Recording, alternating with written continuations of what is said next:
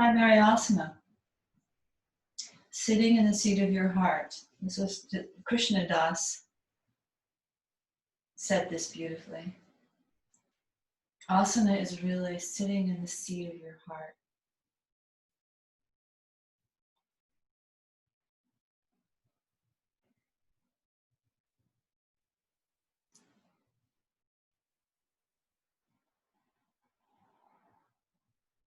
So it's almost like an inner smile.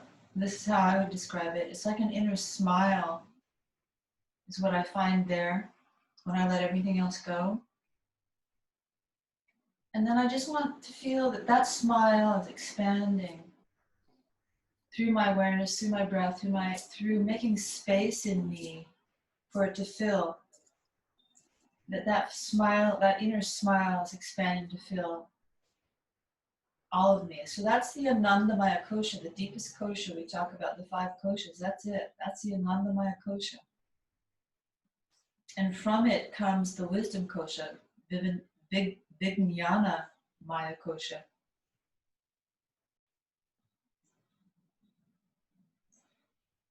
That second to deepest layer. The Buddha mind.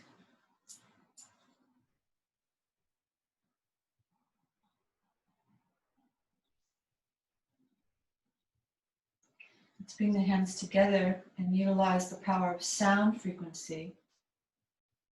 So the Om sound is the sound of the inner smile. And actually my Vedic astrology teacher said that she's the Sanskrit scholar as well. She said Om means yes.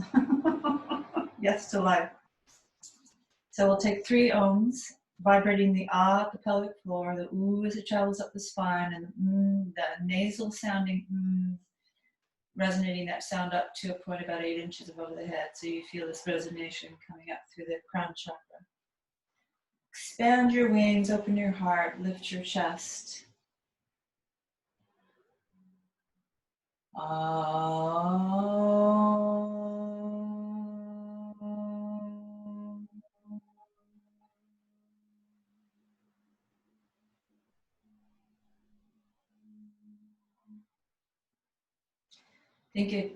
Think of it as tuning the energetic instrument of your body, which is the underlying sort of nuclear power plant of your physicalness. Inhale.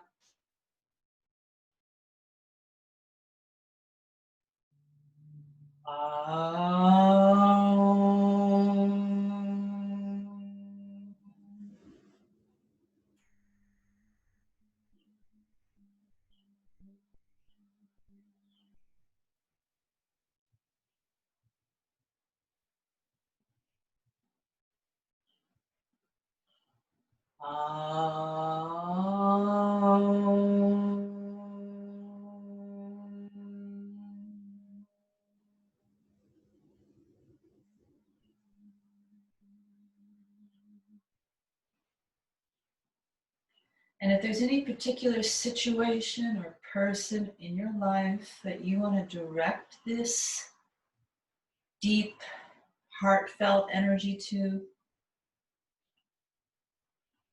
maybe it's more than one people, take a moment to send that energy out.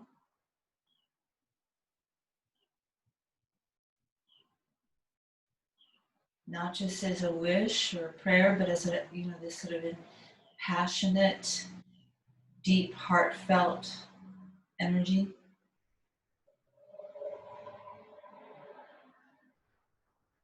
And maybe it takes the form of light around that person,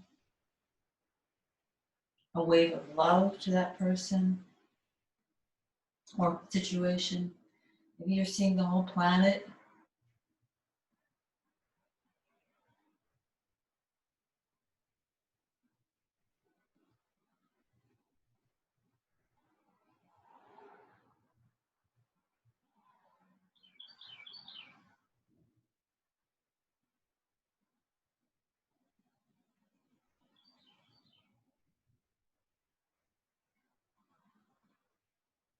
And to begin our practice today, we're simply going to come up to the hands and the knees and go right from there.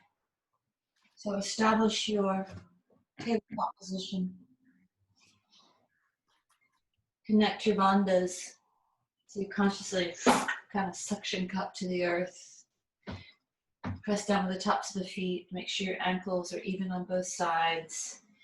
And you're sort of hugging the front to the back, the sides to the center, the shoulder blades down.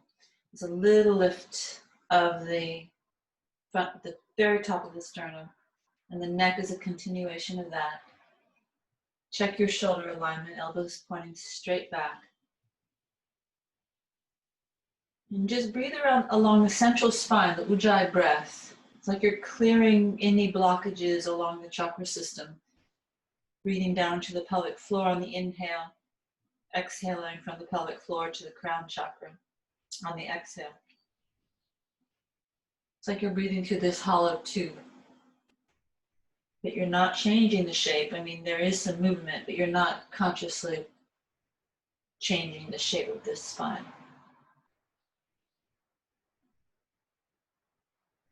And then on the next exhale, push the floor away, drop the head, and sort of ooze your way through the cervicals, then the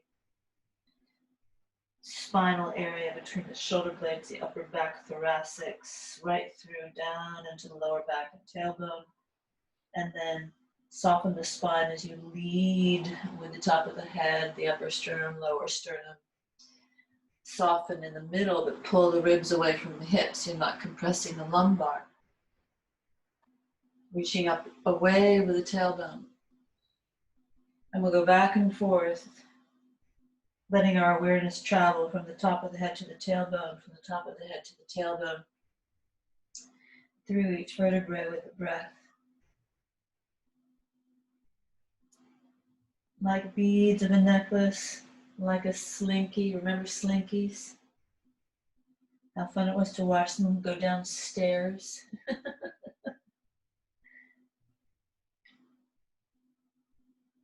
And then we're going to extend the right leg with the exhale and lift the chest. Firm the leg by pushing into the ball of the foot, firm the inner knee, lift the thigh to the bone, and then as you exhale, contract from the root lock to behind the navel and lift your left knee up. Now we'll hold with this for 5 breaths. Pulling the knee as close to the sternum as you can, looking forward, not down. And keeping the breath smooth as it flows to the back of the throat.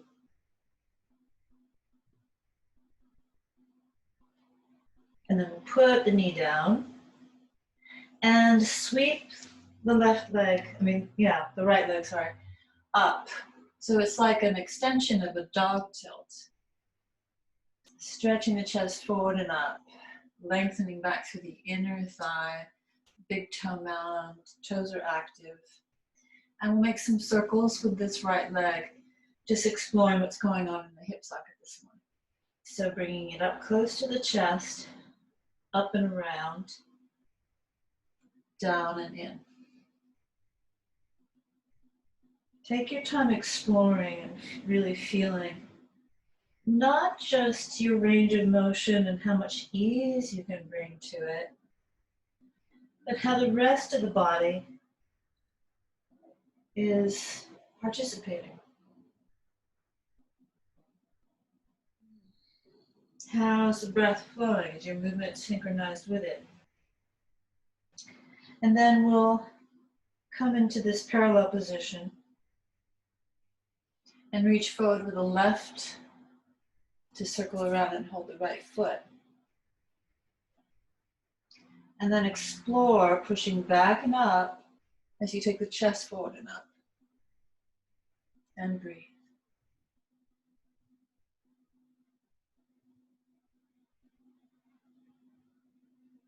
And then extend. And imagine you have a zipper through the midline and you're reaching forward with the thumb and back with the big toe.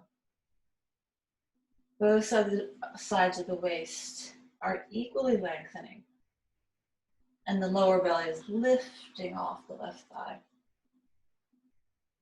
And then bring the knee down and bring the knee the hand down and bring the knee in. Cross it in front of the left leg and ease your way back. Now, if you have a block handy, you might find it helpful to sit on one. Gomukhasana. Flex your feet, wedging the little toes into the mat, and draw your sit bones toward each other as you root down. That facilitates an external opening through the thighs, which makes the position more comfortable and also more grounded. And then reach up, up, up, up, up, up, out of the hips. Hold the right elbow. And then you want to spin the tricep forward. Drop the shoulder down and gently start to stretch the elbow back. Throat is soft, the chest is lifted, and the breath is flowing nice and slow and even on the spine, along the spine. Just feel into the joint, gently encouraging to open up.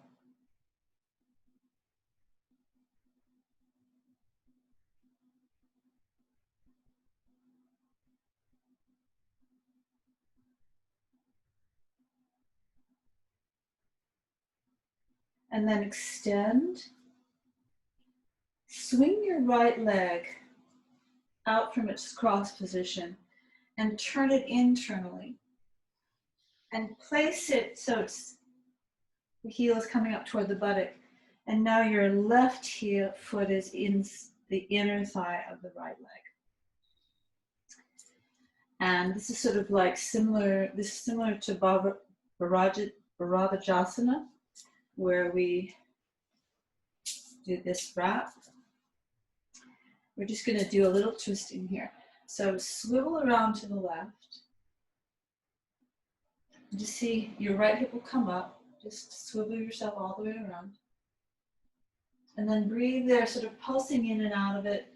I like to sort of really suck my belly in and let it soften, and suck it in and let it soften. Ah! You might move your neck around. Just sort of feel into that stretch. Breathe into it. Whatever helps your body open up and release and move into new places, go for it. There are no rules except to stay in the core of your awareness with your breath. Listen to your body. And then we'll take it around to the other side.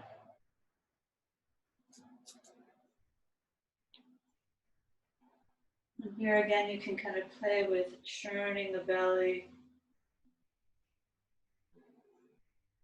easing in and out. Notice what happens when you turn your head in different directions. The angle of your chin.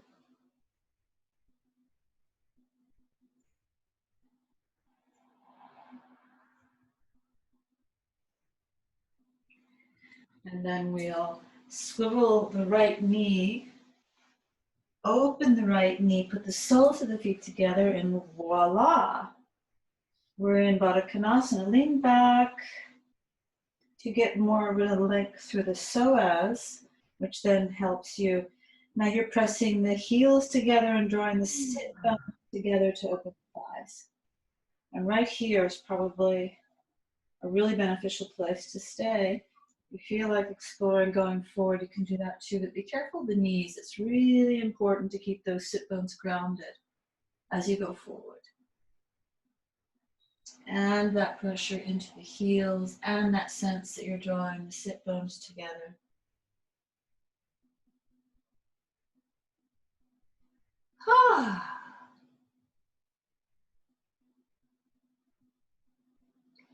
And we won't linger there too long. We'll come back and hold the big toes and extend your legs out in balance. Lift your chest.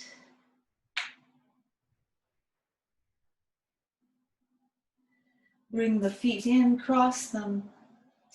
Pick up go down, and we'll do 2 boat pose. And we'll save the other 2 for after we do the next side.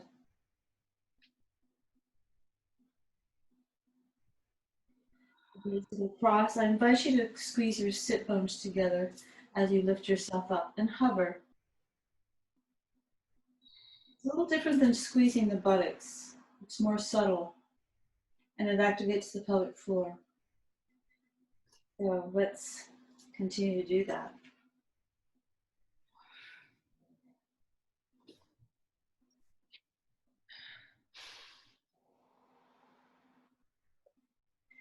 Other ankle on top, little lift, and then we'll just do some nice rocking on the spine.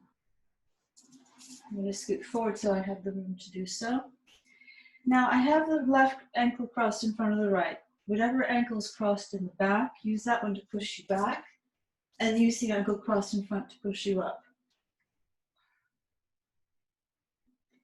After 3, change, I'm losing my pants, change legs. So now you push back with the left and forward with the right, or whatever one you had left. On the next one, we're going to zip right over, come up to the hands and knees again. I hear one person who's not muted. If you wouldn't mind checking. Got it. That's me. Sorry. Who's me? Lisa. Okay. No worries. All I hear is this nice breathing. So you're reminding everyone to breathe. Now we're going to take the wolf walk, which is, what's his name? De Silva. John De Silva.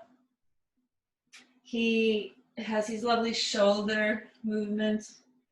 I mean, I've never seen anyone else doing them, so I can't say he made them up, but I learned them from him. He seems pretty creative, so I suspect he made them up.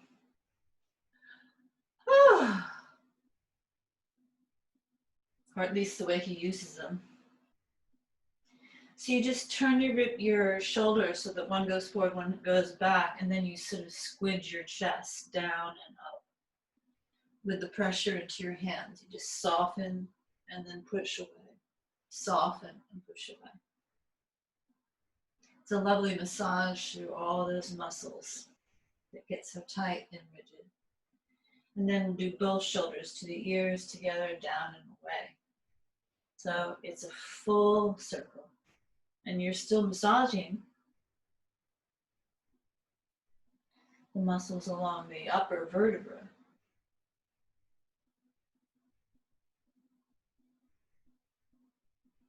And then just reverse that trajectory. So you go away, together, up, and spread. Down, together, up, and spread.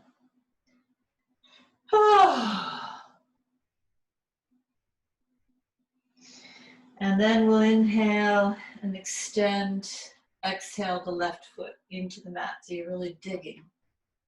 That's part of the leverage. That's the root that connects to the root lock in the torso, and then that holds the knee up. 5 breaths. 1, 2, 3, 4, and 5. Put the knee down and sweep the leg up, leading with the inner thigh. Stretch the chest forward. Lift the belly up off the standing hip.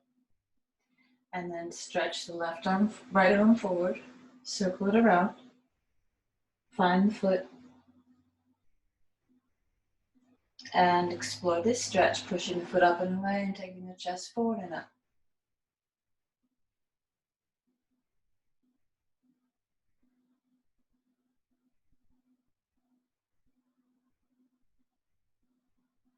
And then go to the extension. Feel that sense of a midline zipper. Keep your shoulder away from your ears, you extend it. And then just put the hand down and we'll do this, the circles. The exploratory. Ah.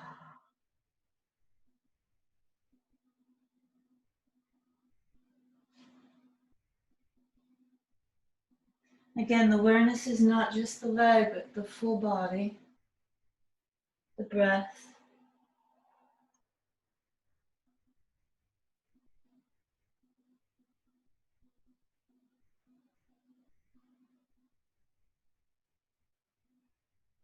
And then bring it in and across. And snuggle your way down into the Gomukhasana. Remember to wedge the feet. That's part of the same locking action. We've been connecting, pressing the heels together with pressing the sit bones together, and that's the same thing that's happening here. Both actions encourage this opening of the hip, like a flower blossoming. So maybe we'll change the name from cow face to flower blossoming. Hold the left elbow, spin the tricep, then gently stretch. You can certainly reach that arm around and grab the fingers if you want. I'm just staying here and practicing the lift of the chest, the softening of the jaw and throat, deepening of the breath, and the gentle awareness into that shoulder joint.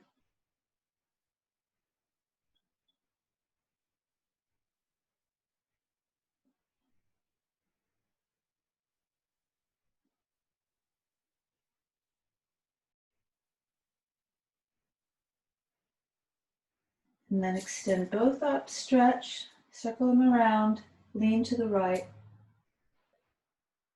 Sweep your left leg back this time.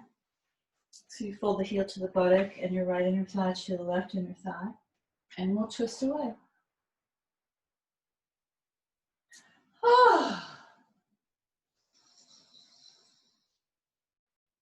Rocking in and out, squeezing and releasing the belly, rotating the neck, bending the right elbow, stretching. And then into the other hip. Rocking back. Turning the head. Oh!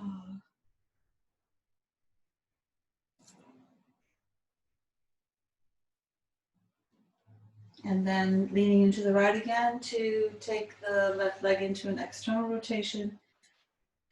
Outer heels press, sit bones press, heels coming up, pubic bone coming up to heels, lift your chest up. And you can stay there, prying those knees open using the external rotating function. Heels, sit bones. And if you'd like to, if you can maintain that and start to explore going forward, even a little bit. Let your breath take you there, your breath and your bandhas. So as you're exhaling, you're really emphasizing the heels pressing, the sit bones pulling together, and that strong inward, upward lift of the belly, squeezing all the air out. I always find I go deeper when I'm really engaging those bandhas, my spine relaxes further. And then you inhale and fill all that space, like you're inflating a balloon. And then again, you pull the sit bones together, you pull the heels together, you hollow out your belly and see if you don't find yourself a little deeper. There's no pushing into a stretch. There's no pushing into it. There's allowing. And remember that the 5 koshas are one thing. They're just different expressions of one thing. So when you let go of something in the physical body, the way you hold yourself, the things you hold on to in the physical body, then you're also letting go of emotional body stuff and mental body stuff, energetic stuff. And then we'll come up, grab the big toes again, lean back, establish your Control through your lower belly and breathe.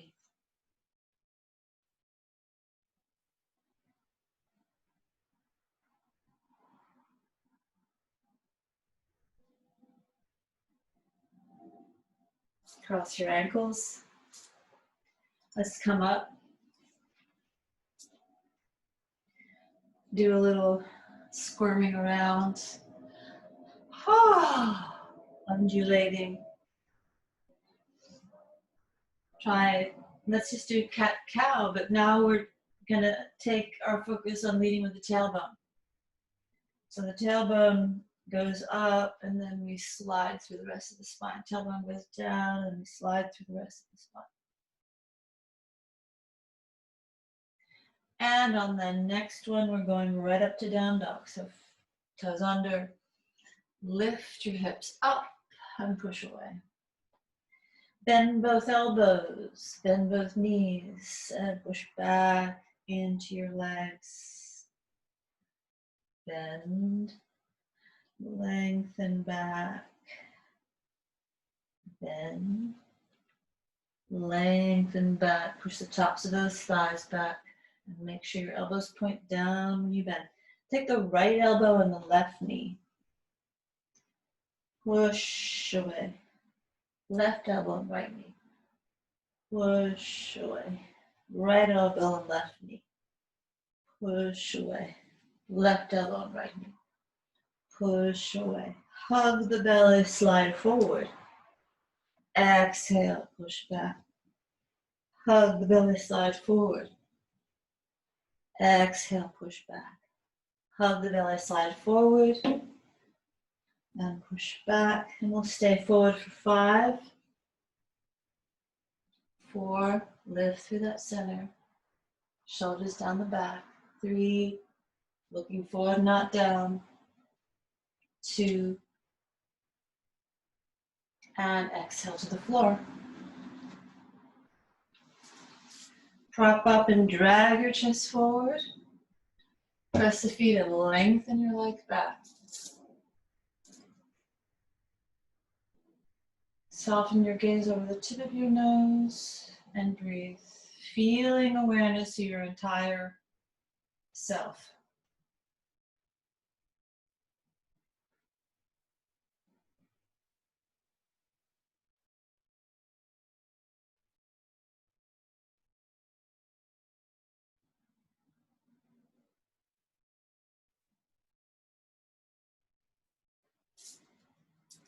And then walk the hands back.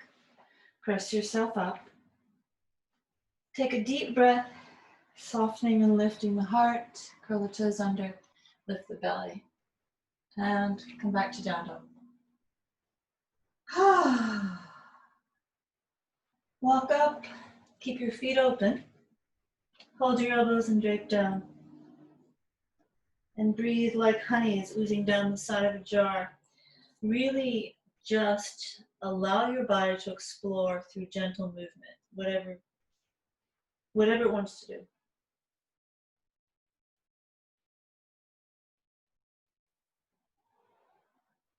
Let your breath guide you.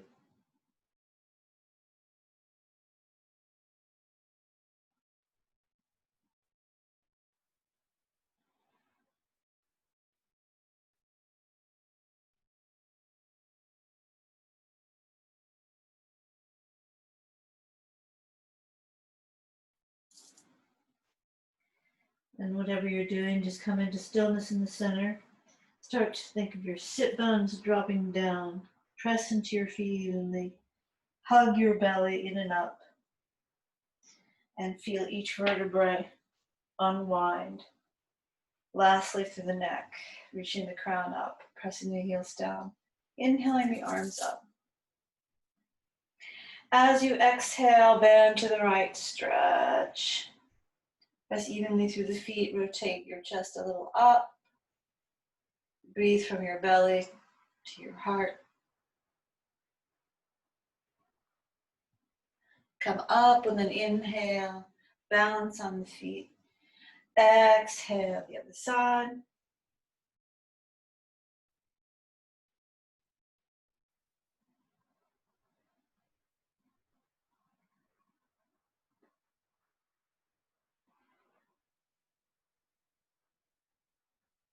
Come up and we'll go into a back bend.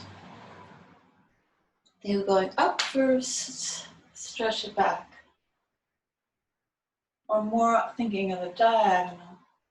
Stretch your side ribs. Lift the back of your heart. Press into your heels.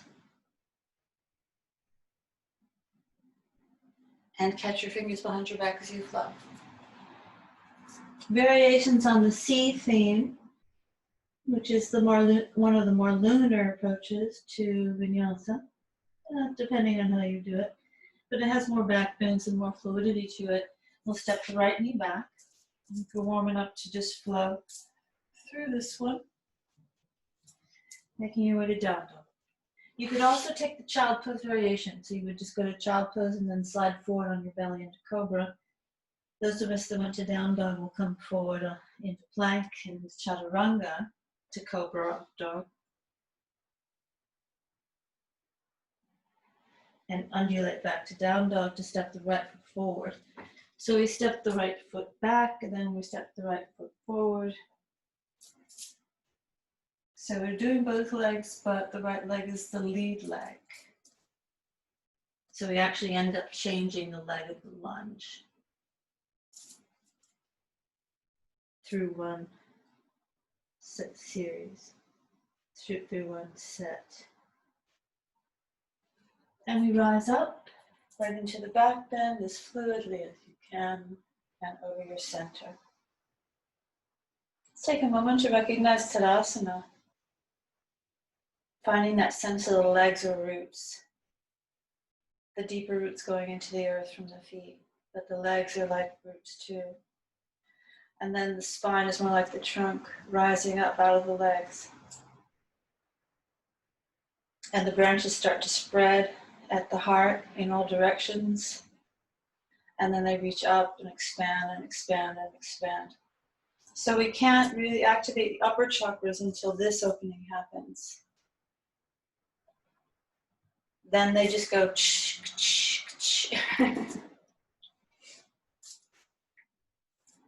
Inhale.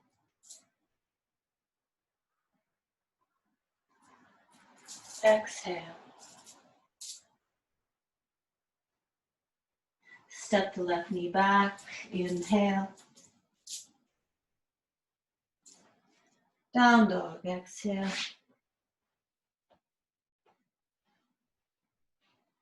Into your vinyasa, whatever variation you're doing today. And now the left foot steps forward. And we open.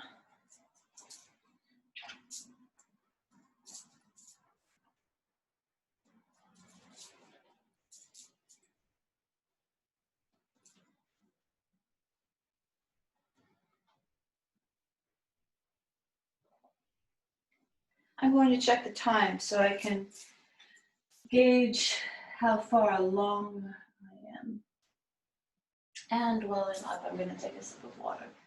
So standing in Tadasana, practice that feeling being.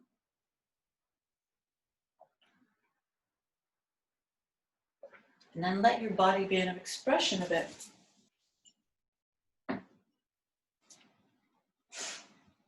So that you're energized, your whole being is energized by that core feeling.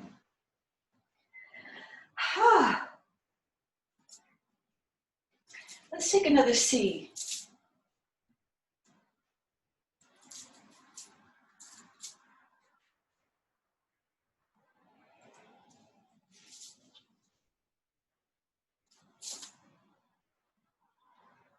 Making your way to down dog.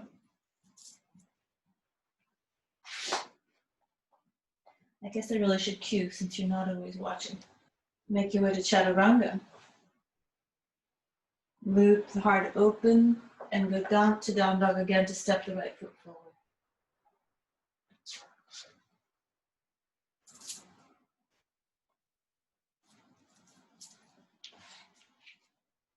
Close.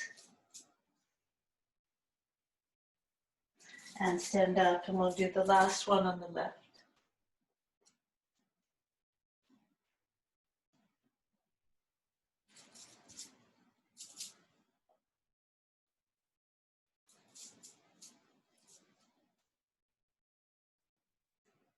Stepping back with the left leg. Placing the hands down. Child's pose or down dog. On our way to cobra or up dog. Breathing.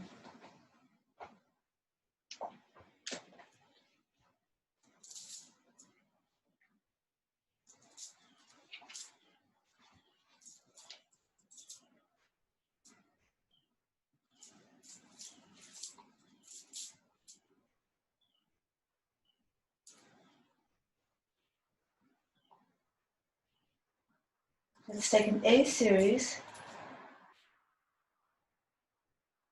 Getting that extension without the back bend. Letting go. Go for extension again. Putting your hands anywhere that they can be. Blocks, shin, floor. Check that your neck is the same curve. So you're not hiking up at the base of the skull. Keep your forward gaze. Make your way to plank. Knees down or straight legs. Cobra, up dog. Exhale to down dog. Inhale the right leg up. Stabilize so you're centered, drawing the sit bones together and activating through the right inner thigh. Lift your chest up and away from your waist. And see if you can balance. Lifting the left hand.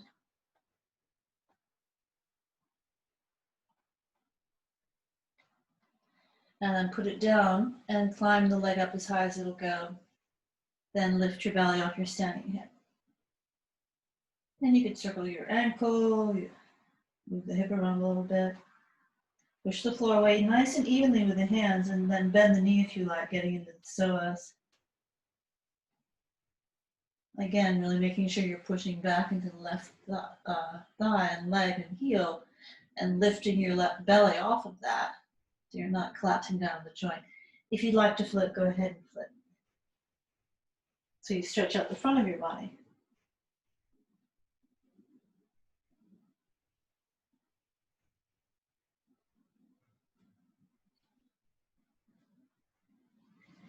And then come back into the extended down dog. If you flipped, step your right foot forward, but this time we'll take it into a crescent lunge. Pushing into the back heel. Think of the tailbone starting to angle itself to the center of the earth. Pulling back and pressing down with the top of the right thigh. Stretch both arms up. Press the left thigh to the bone and then wrap left elbow under right.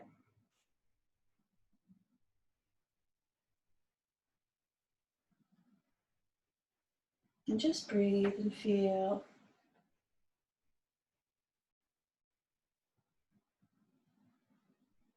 And then start to shift your weight forward. We're going to bring the left knee to the chest. So you have to get your weight all the way onto the front leg.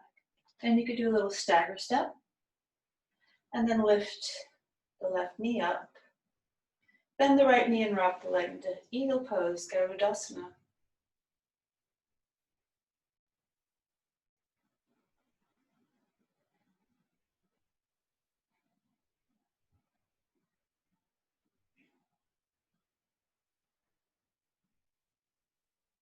And then step it back to the crescent again. Release the arms. Hands to the hips, shift your foot in. So we'll take Parsva Tonasana. Little space between the heels. An angle of the back foot that allows for the hip to be square. Draw the heels into the floor. Draw the sit bones together. Lift the chest up, lift the arms up. A couple of options with the arm position would be to clasp the hands, pull down, take the elbows, roll the shoulders open without collapsing your spine, or take reverse namaste,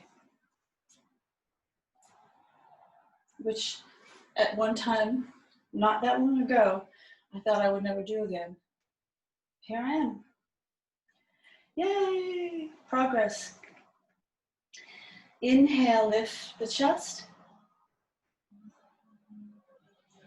As you exhale, lengthen over.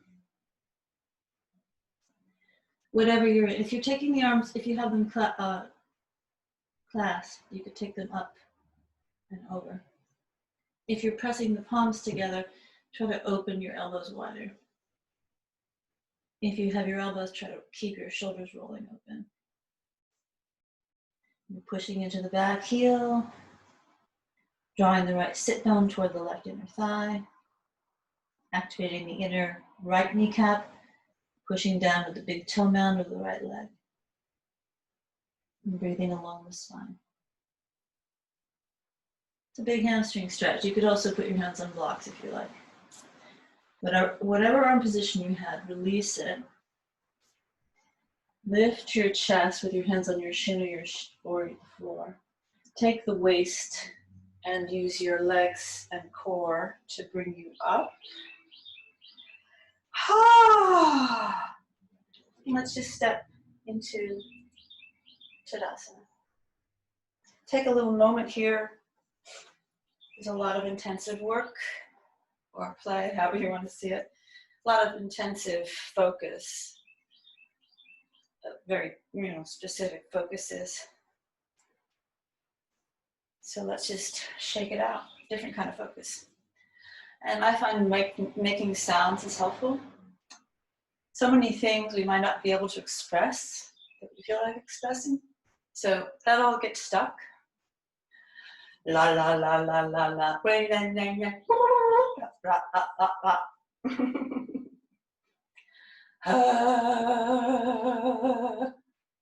So I can't hear you, Jennifer. I know you're making noise over there. And then do some wrapping. It's always fun. Make sure you're really loose in the arms, like they're empty coat sleeves. Sometimes I see people doing this kind of a thing. I'm like, what is that?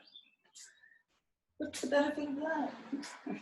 Well, any movement would say for the benefit of it.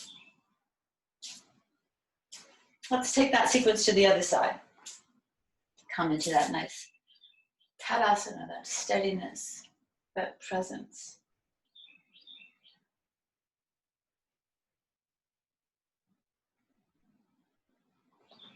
Ask yourself this: do I unconditionally love myself?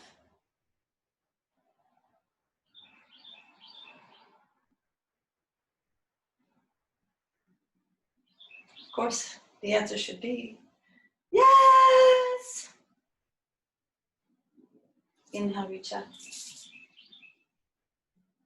Exhale, fold. Inhale, lift your chest. Exhale through the Vinyasa. Inhale to Cobra, Bhujangasana, or Upward Facing Dog. And exhale to stabilize into your down dog.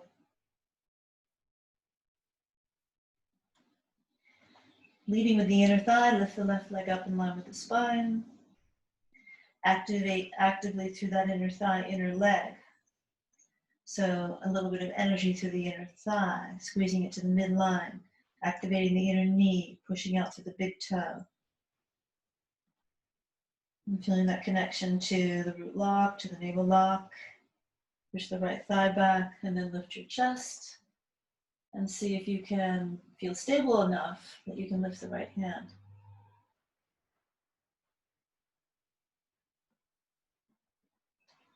Without losing your breath, of course.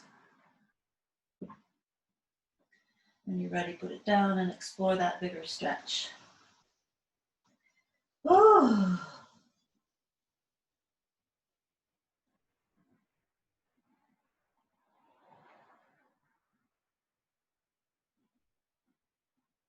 There's nothing less beautiful or divine than the root lock than there is to the crown.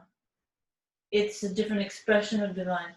So if you want to flip over, go ahead and flip over. I'm just going to rest here with my both legs down in down dog, which you're welcome to do, or child pose even.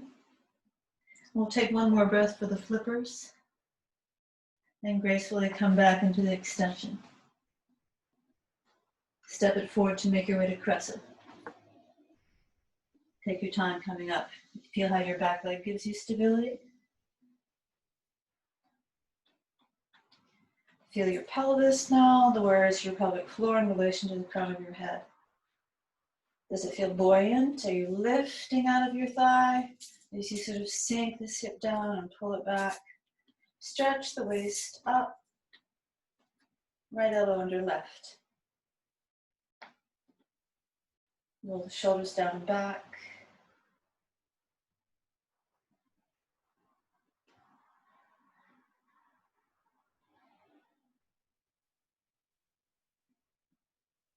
Make your way to balancing on your left foot. Bringing your right knee to the chest. I think I'm going to ease back a little bit.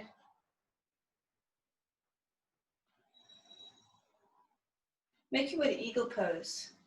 So you just wrap the left thigh, right thigh over left.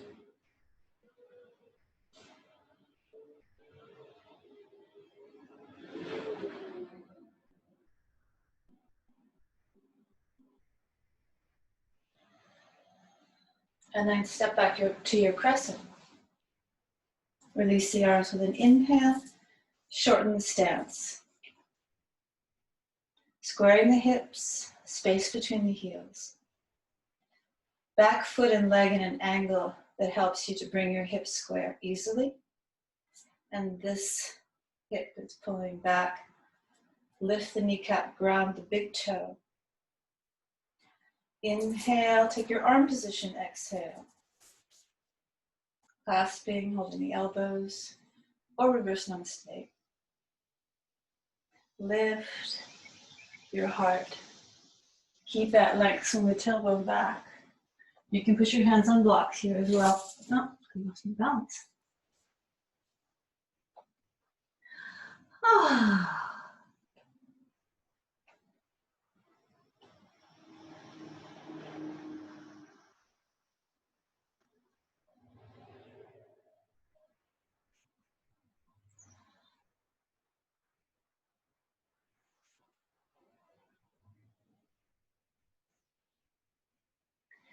And then let's take the hands to the floor or to the shin and lift to a flat back.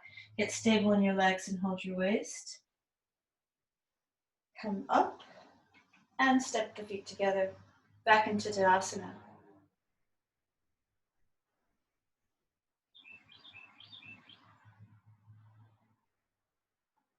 Let's take a B series sun salutation so we get into another angle of the hip, which is that luscious warrior one. And I'd like you to practice getting a little deeper, if you can, into your warrior one, safely, of course.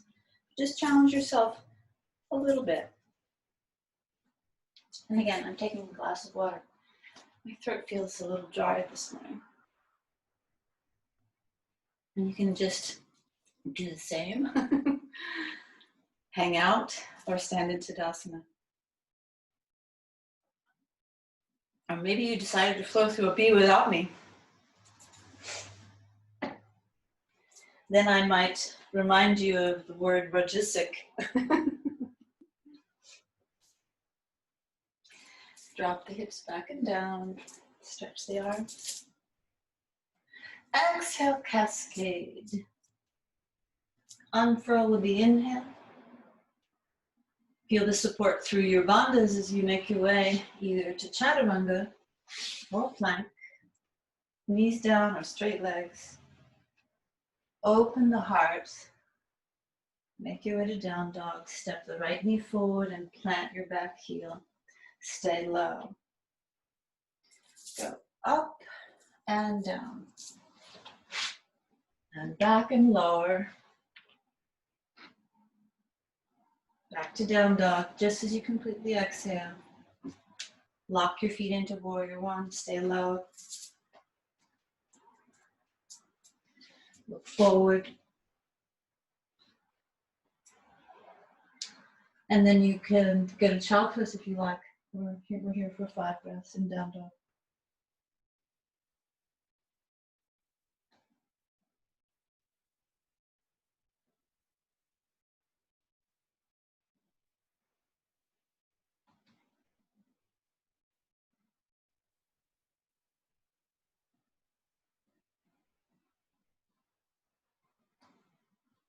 And at the end of this exhale, come to the front of your mat. Do that little lift of the heart, which if you just, let's do this once before we do it. Don't think about coming up into the Ardha Uttanasana, the half of the forward bend. But do feel what happens in the chest. Feel what happens when you inhale really deeply and exhale really completely without trying to do anything.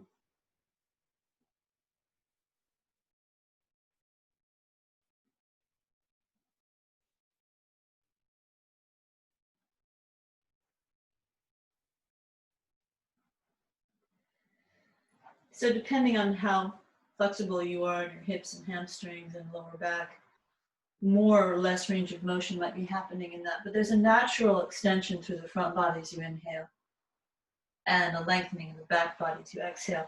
That's just what happens in the body. And we exaggerate it. So inhale, lengthen a little further and up.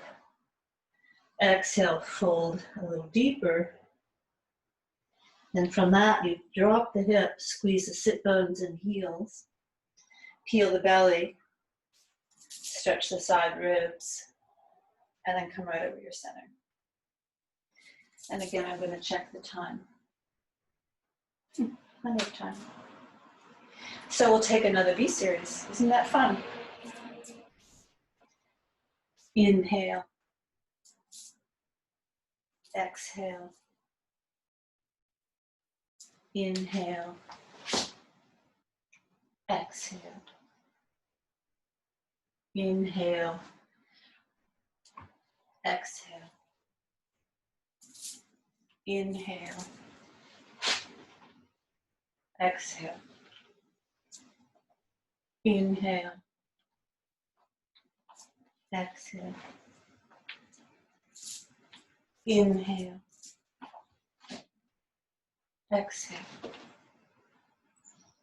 Inhale. Exhale.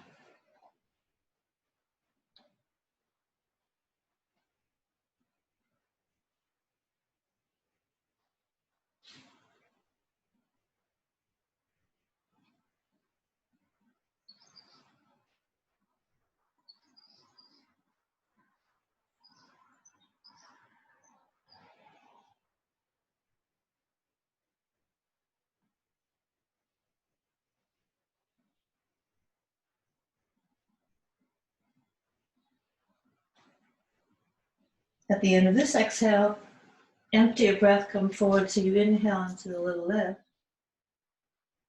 fold again, and then drop into chair. Come back to standing. Open your feet about 6 to 8 inches, hands to waist. Drop the tailbone, root the heels, spread the toes, lift. And come back, level your neck. We're going to do that 3 times. So you could also take this position to make sure you're supporting your sacrum, or this one. And some of you might slide your hands down towards your knees. So maybe progressively, we'll stay a couple breaths in each round, like a standing camel.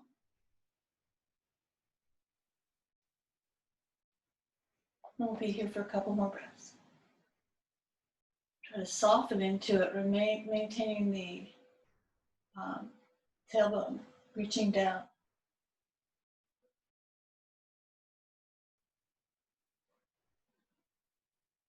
And then come up, use your core, and lengthen up through the base of the skull. So the chin might drop just a little. So a little counter stretch for the neck. And again, tailbone down, breath, keeping the spine soft.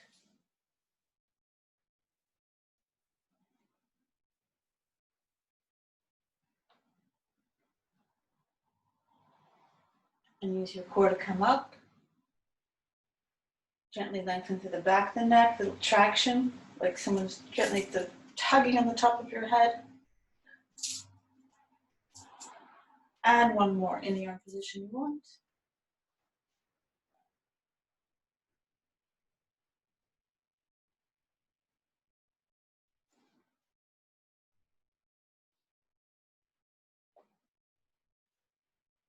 Use your core to come up. Keep your hands on your hips.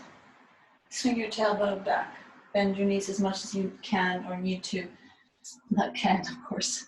You need to, so you get a crease at the top of the thigh.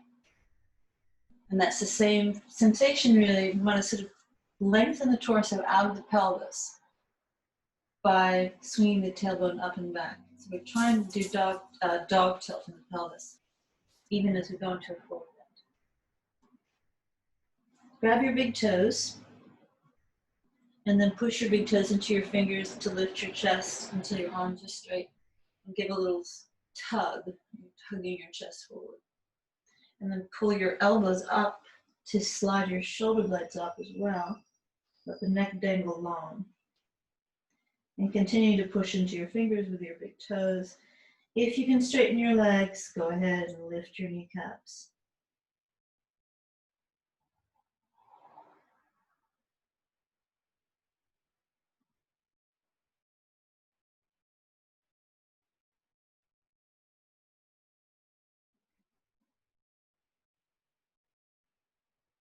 And then lift the chest with an inhale, hands underneath the feet. Fingers go to the heels, rock forward a little bit. Inhale, lift the chest through the arms, and the elbows go sideways and up. Shoulder blades go up. Neck dangles long.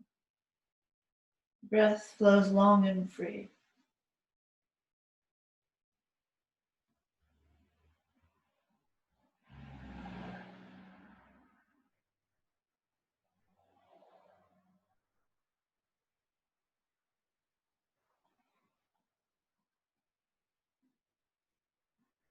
Lift your chest with an inhale and take hold of your waist. Lead with your chest to come up, pressing into your heels, and bring your feet together and your hands together. Find that midline balance, mind, body, and heart, and make your way turning sideways to the mat. So we'll start with the right leg. I'm going to turn this way so that when I step back with my right leg, I am facing sideways and facing you. Remember the feeling of hinging at the pelvis, at the top of the thigh, with a little bit of a dog tilt. So we activate that just a little bit, and the hips turn slightly. Push into both heels. So even though the tailbone's swinging back slightly, we're going to sort of counter that once we get into the pose. But this allows us the freedom to hinge at the thigh, keep the thigh active, and press into the big toe mount. And then from there, you can begin to revolve the chest open. So you're still with a little bit of internal rotation here, and you're using your deep core muscles to rotate you. So there's a little bit of a twist in the triangle as well. And breathe once you're in that pose, using the strength of the lower foundations to allow for freedom.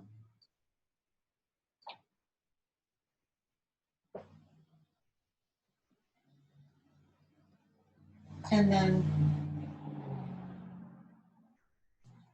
slide the legs out further and come into a warrior two. Utilize your feet, lift your inner arches, and activate the pelvic floor. Feeling the connection again between the feet, the heels, the pelvic floor, sit bones. Stretch your chest open evenly. Soften the back of your skull. So you feel lots of energy rising up that allows you to relax down, like a ball bouncing on a fountain. Go down a little deeper and then go into your extended lunge. Stretch, stretch, stretch, stretch.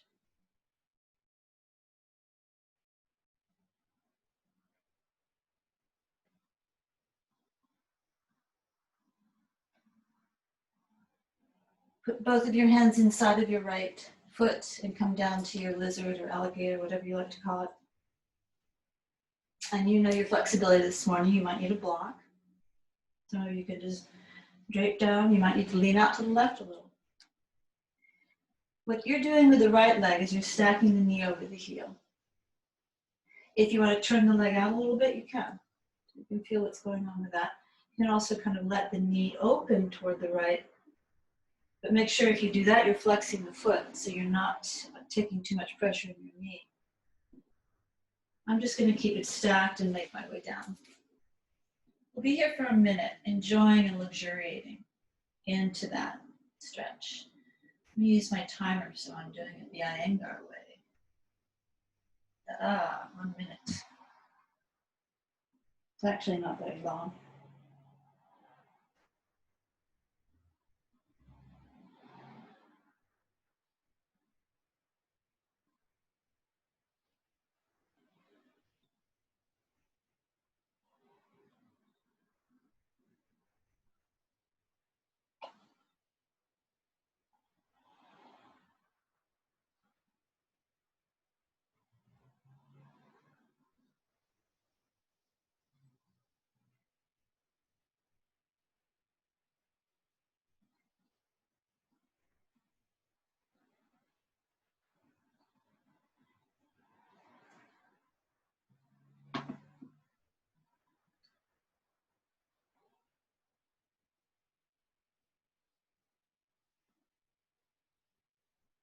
Make your way up slowly.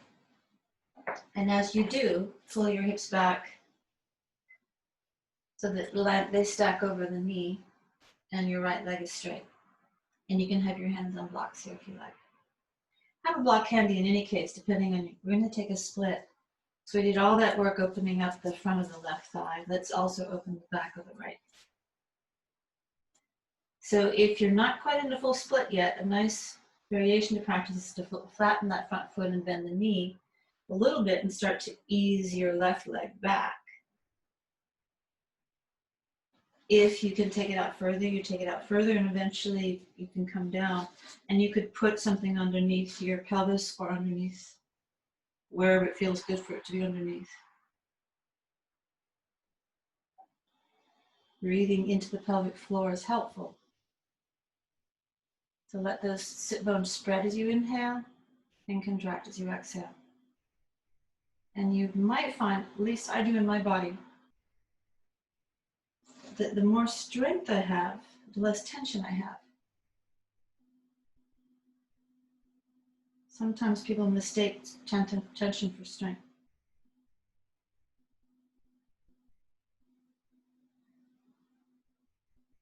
But they're not.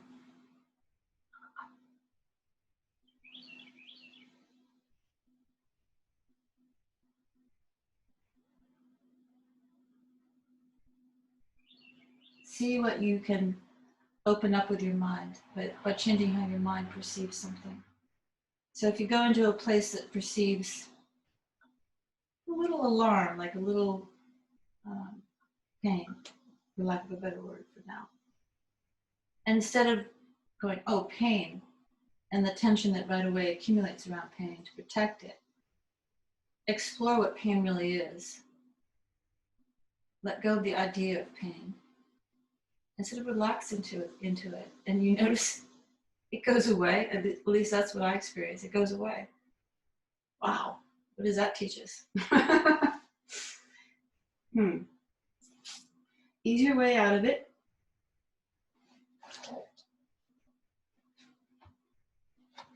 Trying to do this without totally grabbing my mat with it. Come to hands and knees. Do a little squirming.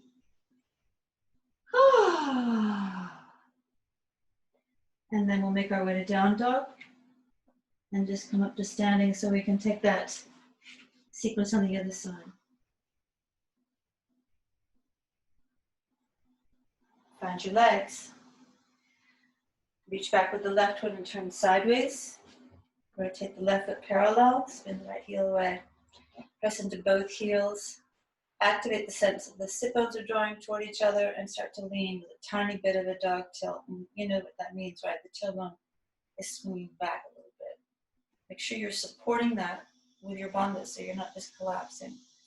And this thigh is lifting and the left big toe is pressing. So now you can have this crease, you have length here, and then you can use your core muscles to rotate your chest open. You can keep your hand on your hip if you like. Back of the neck is long.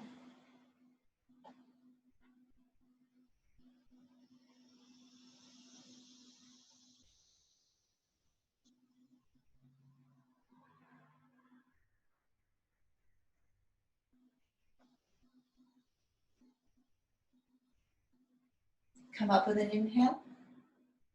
Slide your feet further apart. Again, you want to sort of, get down so the thighs just about parallel. Activate your your lifting through the bandhas, through the arches.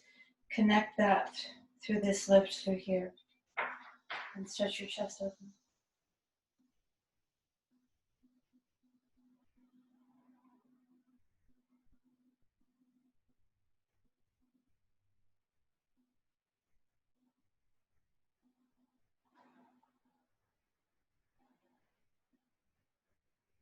And then make your way into the extended. Find the angle. Push your right thigh back, your left hip in. Spin your chest open from your core. And you could have your hand on a block, or you could have your forearm on your left thigh. You can also open this way if you like.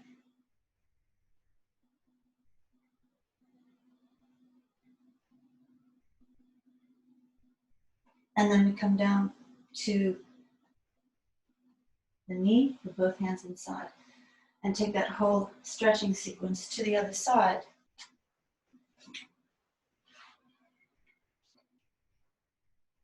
So now you slide your right knee back and get on top of the right thigh, above the knee. And you can lean out to the right if you need to. Use a block into your forearms. Stack your knee safely over your left foot, but you could change the angle. And we will be here also for a minute, which will actually end up being longer than a minute because we're already here. But that's okay. It's really nice to just give this attention to yourself and actually participate in. You'll feel things change and shift and open and adjust. If you just lay there thinking about something else, you get some minor benefit, I suppose.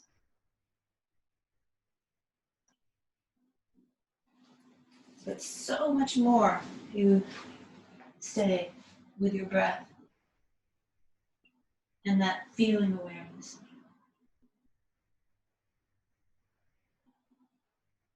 Beginner's mind, you're just fascinated with the process. Like, what's going on? What's that?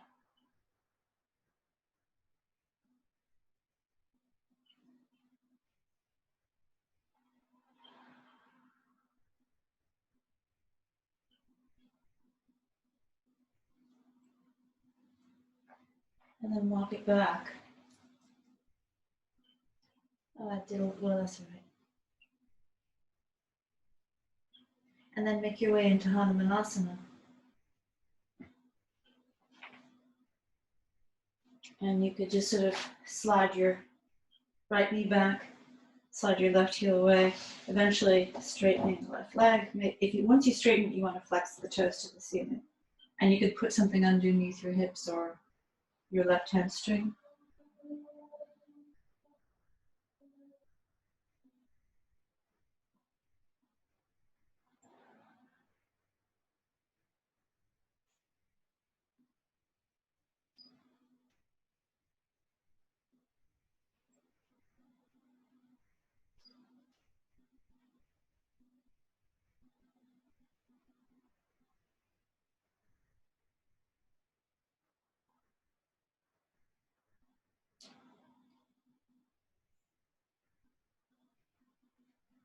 Experiment with that pain exercise.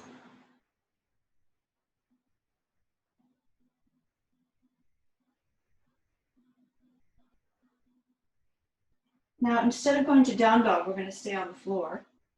So gently make your way up, bring your back leg around to the front. If you were sitting on a block, just remove it. Or if you need the block for your forward bends or even for staff pose, stay on it. So you're up on those sit bones, preferably the front forward edge of the sit bones. And you're just like in chair pose, you're lifting your low belly, your pelvis up, out of, you're actually tilting the top of the pelvis forward to lift through the front body. Your hands are grounded, your shoulders are rolling back, your chin is level, and then just to make it a little more complicated, you're not allowed to pop the ribs out. You gotta keep them in. So you're not exaggerating that.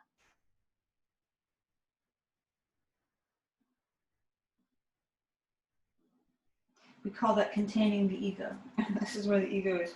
If you just let it expand, it's like ego's running the show. You want heart to run the show.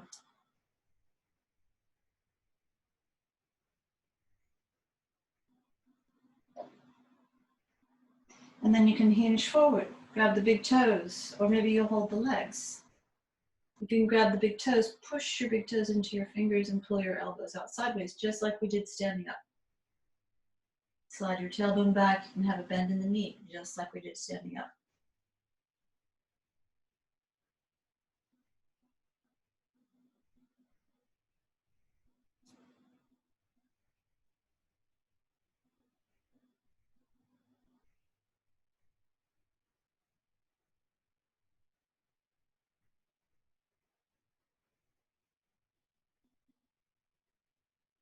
And just like we did before, we lift the chest, and then we come all the way up. We find staff, then we walk the hands back and puff the chest up. And if you want to lift your hips off the floor and come up to the full Purvatasana, go for it.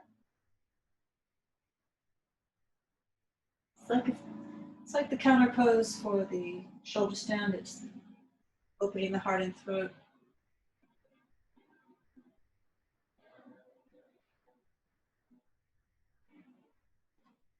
And then we'll make our way to our backs. Give the knees a hug into the chest. Rock a little bit if you like. We're going to take 2 back bends and a shoulder stand. If you want to take shoulder stand right away or a headstand and a shoulder stand, this is when it gets a little more free time-ish if you want to do something different. You could also put your hips on a block now, or you could go right into Shavasana. Maybe there's some other gentle stretch you'd like to do on your way there. Maybe you want to exit the class now and spend the rest of the morning in Shavasana. So we'll exhale to lift the hips. Work the arms under. Puff the chest up. Soften the throat. Push down on the inner edges of the feet. If getting the arms under you like this isn't happening today, then you take robot arms, or you could hold the edges of your mat. It can give you some leverage, because we're using these arms as leverage to lift the chest.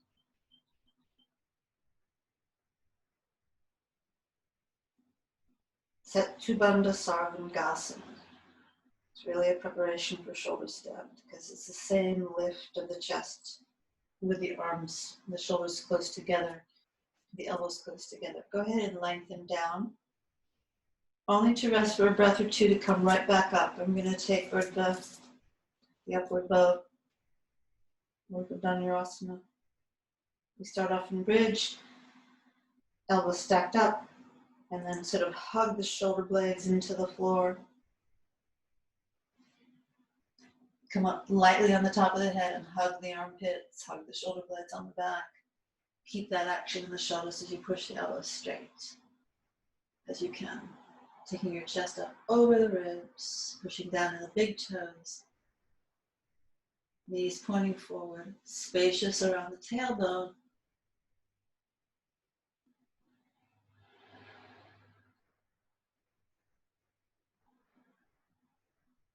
And whatever version you're in, come down safely.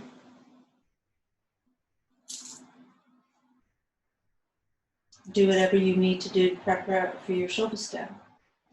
So if you're going on a block, just take the legs up. You could also go to a wall, and with your hips elevated or on the floor, take the legs up. If you're doing shoulder stand, make your way to plow pose. This is how we traditionally get into it. So you roll your legs back over your head. And then you want to, just like in plow, scoot your arms closer together on the mat. Get them up underneath of you.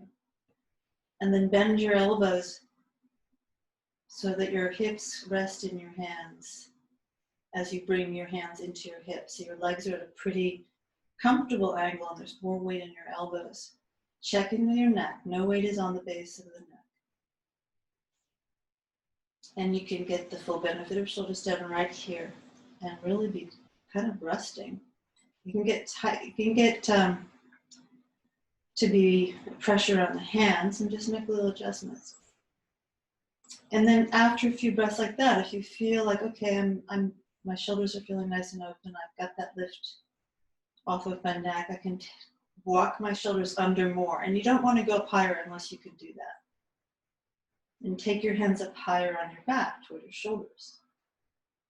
Then lengthen your hips up over your shoulders and your feet up over your hips. Check that you have no weight on the base of the neck. And stay there for 10 breaths. Everyone else continue as you're doing. Or if you feel you're ready to come off and make your way to Shavasana, do so. And of course you can, if you're feeling anything in the neck at all, come out of your shoulder stand sooner. The way we exit shoulder stand is to exhale to plow pose. The toes go back over to the floor. And we interlace the hands together, pressing down through the arms and lifting the hips up over the shoulders with sturdy legs. The Ashtanga way is to push into the top of the foot, kneecaps lifting strongly. You can also put your knees in the forehead and keep your weight in your hands. There are variations. Never compromise your neck. Then you can hug the knees in toward the ears and release your hands so you can push down with the palms. That's an important thing to do. Push down with the palms in Karna Vindasana. The fingers are in line with the hips. And then you roll out of that. So you roll down the spine. And as you do, you straighten your legs and hold your legs as close to your chest as you can. Use your hands on the floor and use your core, mostly your core. And then lower your legs with control without letting your belly pop up.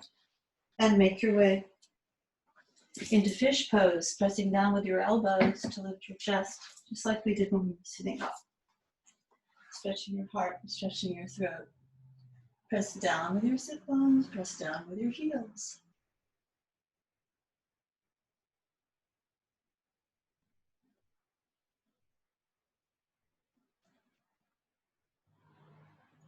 And when you're ready, make your way into Shavasana and just let yourself drop open. Try to be even so you feel the midline through your body, and your right leg and your left leg are an equal distance from the midline. Your right arm and your left arm. Also, snuggle your shoulders down your back. Close your eyes. And let your eyes drop back, your forehead widen, your cheeks soften, and your jaw release. Feel the breath flowing, but don't try to change it or shape it.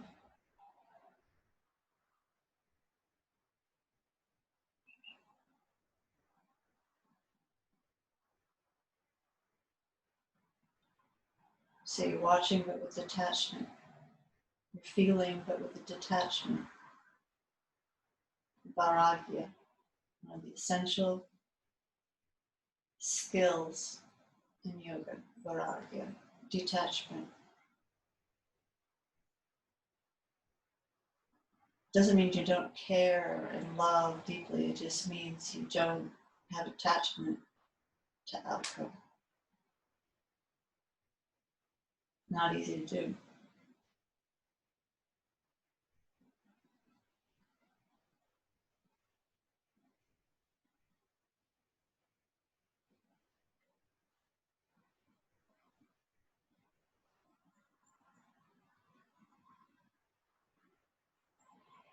Marathi was talking about the Bhagavad Gita the other day, and he said the line that struck him as he was reviewing it was that Krishna told Arjuna that the wise man is not involved in the good and the bad. He's not affected by the good and the bad, or the bad and the bad. Not affected. Wow.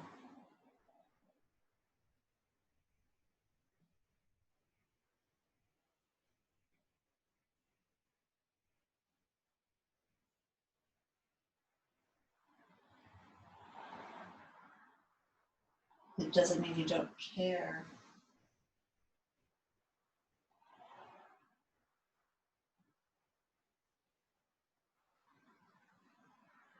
It just means you choose to stay in unified consciousness while you care.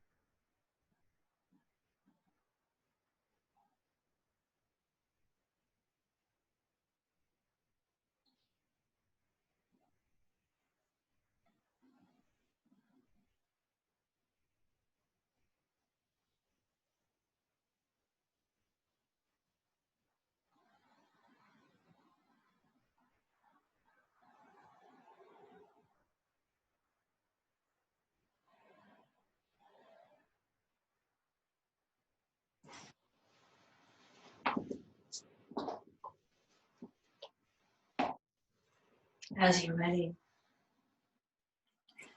begin to stir a little movement deep in the breath.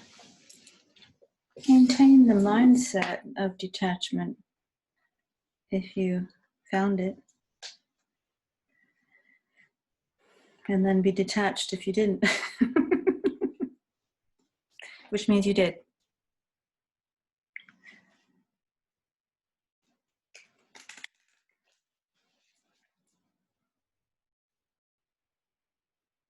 Making your way to sitting. We lost Lisa Johnson.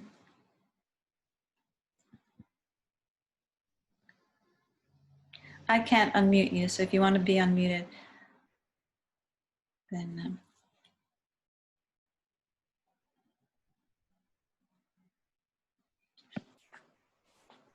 hello. Hi, Neva. How you Thank doing? I'm doing well, and I'm doing even better now. Good. Thank you. Our card today is ecstasy. It's a good card for today.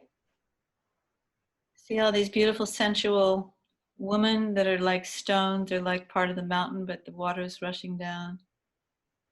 So beautiful. I love these cards. I know. The message is ecstasy. Ecstasy is a buoyant state of joy. One of the finest ways to maintain a state of joyousness is to examine the dark side of your being. That instinctual nature that most human beings repress in civilized life. Within your instinctual nature are the seeds of ecstasy. We tend to live in our minds, in our emotions, occasionally in spirit, and almost never in our instinctual depths. We are born as wild as mountain lions, but live most of our lives like sheep, forgetting and denying whole parts of ourselves. Sit on the earth with your back against a tree and get in touch with your roots, which move deep into Middle Earth. This will restore your joyousness and balance. Each day, listen to your body, mind, and your heart. What are they telling you about a given situation? Ecstasy is like a wind horse waiting to be ridden. The last wild ride before your passage into enlightenment. Take courage and live your passion in ecstasy.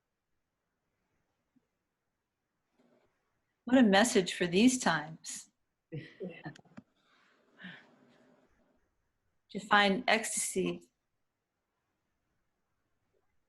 while there is the illusion of restriction.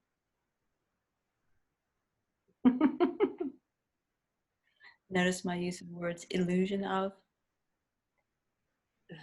Are you talking about Maya? Are you talking about fake news? What are you talking about?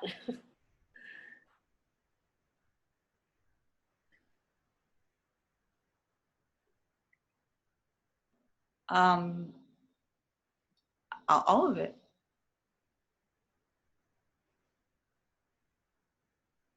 All of it. None of it is truth. What is truth is something we can only find the answer to inside.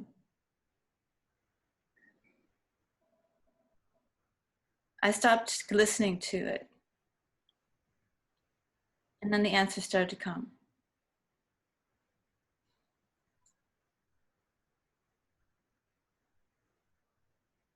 Okay. Bring your hands together to honor the inner listener. The inner listener. The wisdom inside, the Buddha. This is what we're here for, to find it. And this is really a big test.